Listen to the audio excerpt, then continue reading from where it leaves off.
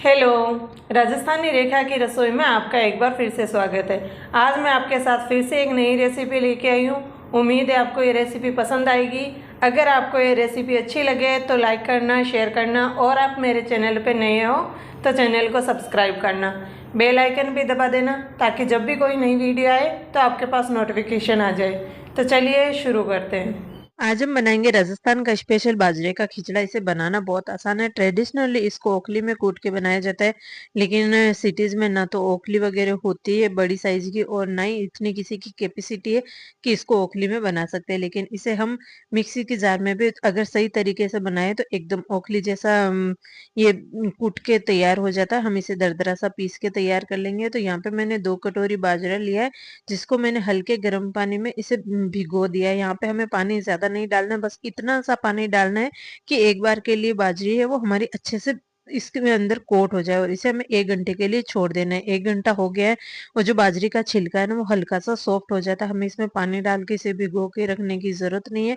और 1 घंटे के बाद हमें इसे मिक्सी के जार में डाल के दरदरा सा पीस के तैयार कर लेंगे। और ध्यान रखना है कि आपको पल्स मोड पे पीसना है या फिर आप मिक्सी को रोक रोक के पीस सकते हैं, नहीं तो ये बाजरा कई दाने वो बड़े रह जाएंगे और कई छोटे हो जाएंगे। तो यहाँ पे आप देख सकते हैं कि मैंने इसे दरदरा सा पीस के तैयार कर लिया है।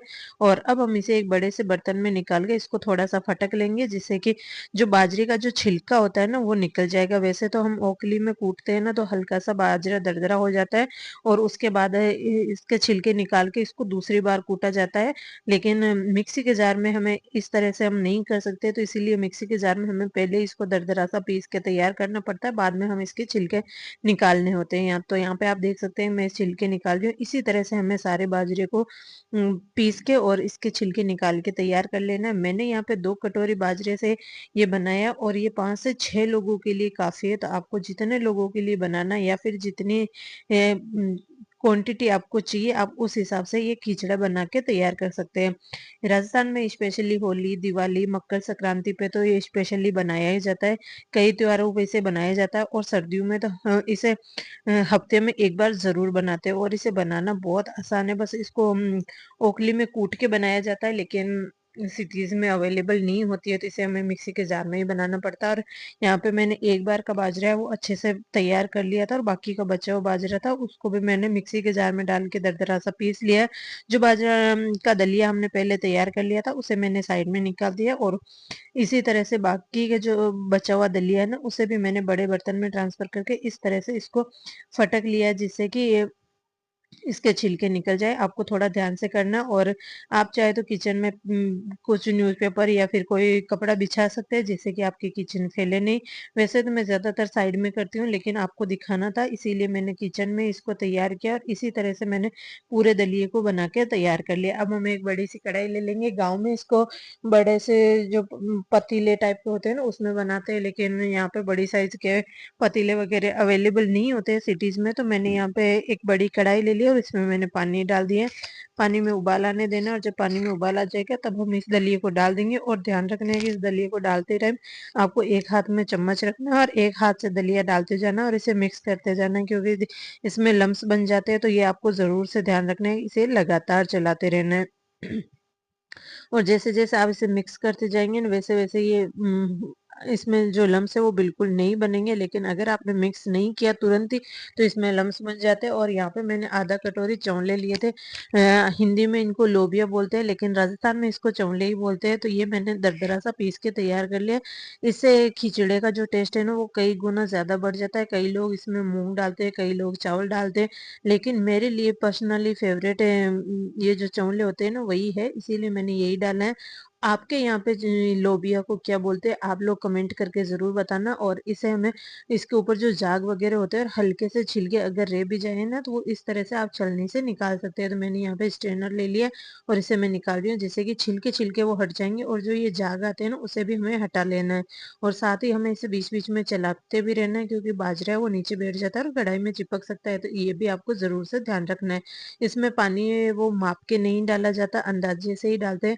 वैसे आप मान के चलो तो 1 कटोरी बाजरे में लगभग 1 लीटर से थोड़ा-सा ज़्यादा पानी लगता है। मैंने यहाँ पे 2 लीटर पानी अभी इसमें डाला। मेज़रमेंट के हिसाब से बताऊँ तो लगभग मैंने 1.5 जग के करीब डाला था, और जो मेरा जग है वो सवा लीटर से थोड़ा-सा ज़्यादा है, तो उसके हिसाब से आप मान सकते हैं कि इसमें मैंने 2 लीटर के करीब पानी डाला है। और इसे मैं चला रही हूँ बीच-बीच में, और यहाँ पे मैंने नमक डाल दिया, 1 चम्मच के करीब नमक डाला है, और इसे हमें अच्छे से पका लेना है। बाद में आप चाहे तो इसमें ज़रूरत पड़े तब आप इसमें गर्म पानी डाल सकते हैं। ठंडा पानी इसमें बिल्कुल भी नहीं डालना है। पानी आप साइड में गर्म करके रखिए, जब भी आपको ज़रूरत लगे तब आप डाल सकते हैं। और इसे हमें अच्छे से पका लेना है। अगर आपके पास टाइम है तो आप इसे लगातार चलाते हुए हाई फ्लेम पे पका सकते हैं, और अगर आपको कुछ और काम करना है तो आप गैस की फ्लेम मीडियम करके ढक के आप इसे छोड़ सकते हैं।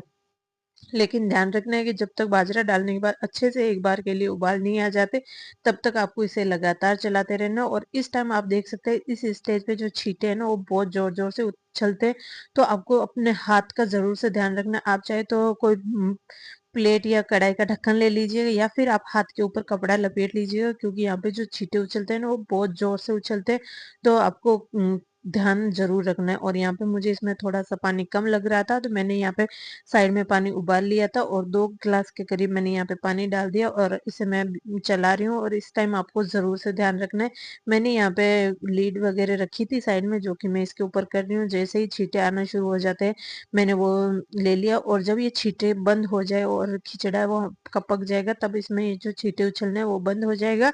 आप इसे चेक कर सकते हैं, जो बाजरे का दाना है तो वो तो पक जाता है, लेकिन जो चौले का दाना है ना, उसे आप किसी बर्तन में लेके थोड़ा-सा टेस्ट कर सकते हैं। अगर आपको लगे कि ये पक गए अच्छे से तो ठीक है, नहीं तो आप इसे थोड़ी देर और पका लीजिएगा, और ज़रूरत के हिसाब से आप इसमें पानी डालते जाइएगा। तो यहाँ पे आप देख सकते हैं कि खिचड़ा हमारा बन के तैयार हो गया, तो अब हम इसे सर्व कर लेते हैं।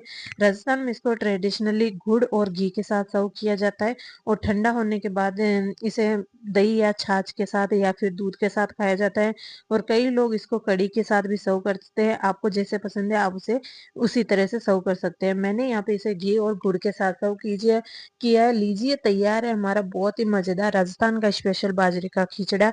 उम्मीद है आपको ये रेसिपी पसंद आई होगी। अगर आपको ये रेसिपी अच्छी लगी हो तो वीडियो को लाइक करना, फैमिली एंड फ्रेंड सभी के साथ शेयर ज़रूर करना, और मुझे कमेंट करके ज़रूर बताना कि आपको ये रेसिपी कैसी लगी, और मेरे चैनल को ज़रूर से सब्सक्राइब करना। मिलते हैं फिर से एक नई रेसिपी के